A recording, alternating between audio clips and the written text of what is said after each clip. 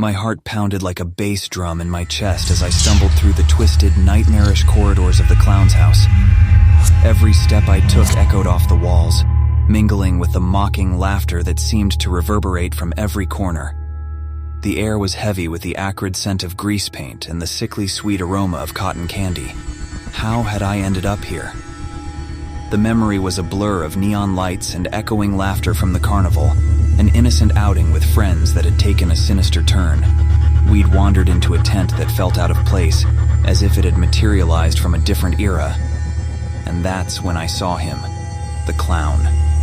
With a face painted in garish colors, he seemed to be a caricature of happiness, yet his eyes told a different story.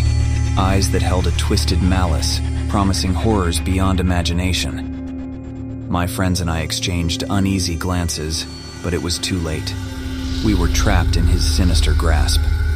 Now I was alone, frantically searching for an exit, my mind racing to outwit the madman who had lured us here.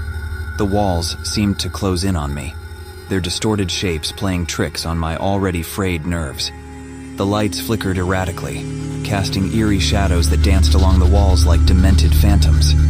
I turned a corner, my breath hitching as I came face to face with a grotesque tableau, a room filled with mannequins dressed in tattered clown costumes, frozen in poses of agony and terror. The clown's sadistic sense of humor was evident in every detail, and I felt a shiver crawl down my spine as his laughter echoed in my ears. I couldn't stay here. Gathering my courage, I pushed forward, my steps quickening as I navigated the labyrinthine maze of horrors.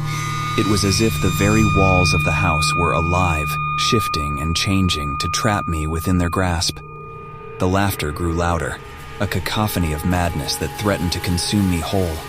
A creaking sound made me freeze in my tracks.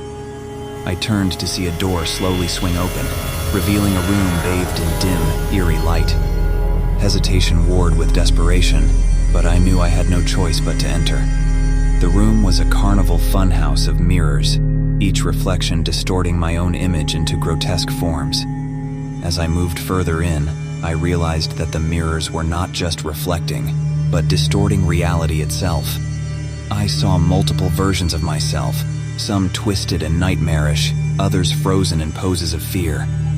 Panic clawed at my throat as I struggled to distinguish reality from illusion. And then, a reflection moved independently, a distorted figure with a wicked grin, the clown. He stepped out of the mirror, his laughter now a manic crescendo. My heart raced as I stumbled back, desperate to escape the room. But the exit seemed to shift, always just out of reach, as if mocking my feeble attempts. I had to outwit him. I had to think, to find a way out. My mind raced, piecing together the distorted clues that surrounded me. It hit me. I had to play his game. With a deep breath, I forced a smile onto my face, mirroring the clown's own expression. His laughter faltered for a moment, his painted eyebrows knitting together in confusion. Having fun? I chuckled, the sound alien even to my own ears. The clown hesitated, his painted smile wavering. It was a dangerous gamble, but it seemed to be working.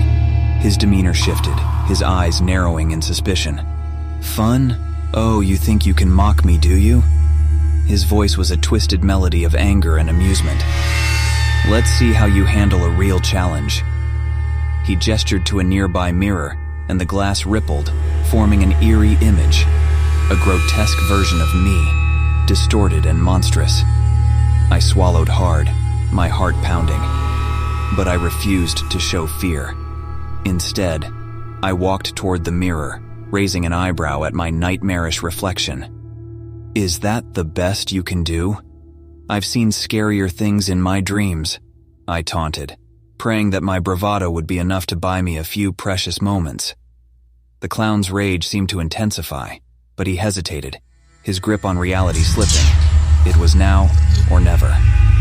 With a burst of adrenaline, I lunged at him, grabbing his outstretched hand and yanking him toward the mirror. His own nightmarish reflection engulfed him, and he screamed, a sound that echoed with his own torment. Without looking back, I bolted from the room, my heart racing, my breath ragged. The labyrinth seemed to twist and turn in endless loops, but I pushed forward, driven by the need to escape. The laughter had turned into anguished screams, a symphony of terror that followed me through the ever-changing halls. And then, at last, I saw it. A door. An ordinary door that led to freedom.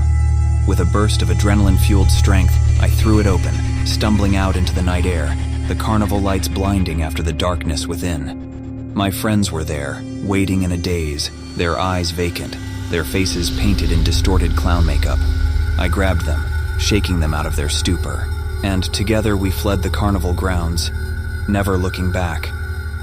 The memory of the clown's house haunted my dreams for weeks, the laughter and screams echoing in my mind. But I knew one thing. I had escaped, and I was determined to keep the horrors of that night locked away in the recesses of my mind.